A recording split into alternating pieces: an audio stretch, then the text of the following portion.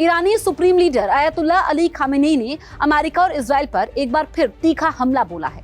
Khamenei ने Israel और America के खिलाफ जीत का दावा करते हुए ईरानियों को बधाई दी है।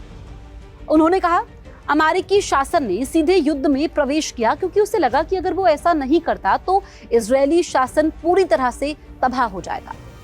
खामेनेई ने कहा कि अमेरिका को युद्ध में सीधे उतरने से कुछ भी हासिल नहीं हुआ।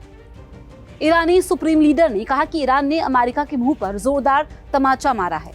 उसने कतर की अल उदीद एयरबेस पर हमला किया और अमेरिका को नुकसान पहुंचाया।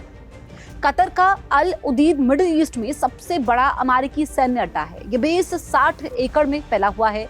इसमें करीब 100 विमानों और ड्रोन के लिए जगह है। बताया जाता है कि ये बेस करीब 10,000 सैनिकों को रख सकता है।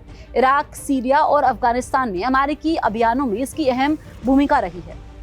खामेनेई ने चेतावनी देते हुए कहा कि ईरान के पास क्षेत्र में प्रमुख अमेरिकी केंद्रों तक पहुंच है और जब भी वो जरूरी समझे कार्रवाई कर सकता है।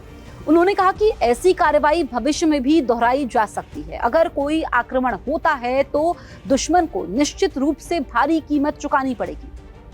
ईरान ने हाल ही में कतर में मौजूद अल उदीद अमेरिकी सैन्य अड्डे को निशाना बनाकर मिसाइलें दागी थी। ईरान ने अमेरिकी हमलों के बाद ये कदम उठाया था। दरअसल इससे पहले अमेरिका ने ईरान के फोर्डो, नतान्स और इस्फहान में ईरानी परमाणु ठिकानों पर हमले किए थे। अमेरिकी राष्ट्रपति डोनाल्ड ट्रंप ने ईरानी हमलों पर बड़ा तंज कसा था।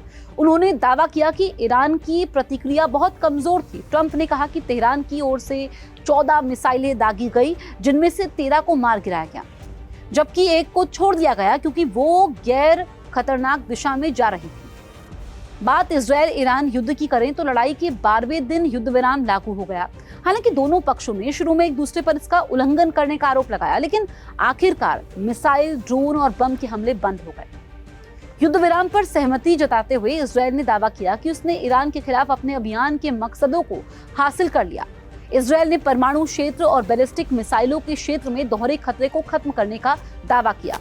इसके अलावा इजरायल ने ईरानी मिलिट्री लीडरशिप को गहरा झटका देने और ईरान में दर्जनों प्रमुख सरकारी ठिकानों को तबाह करने की भी बात कही है।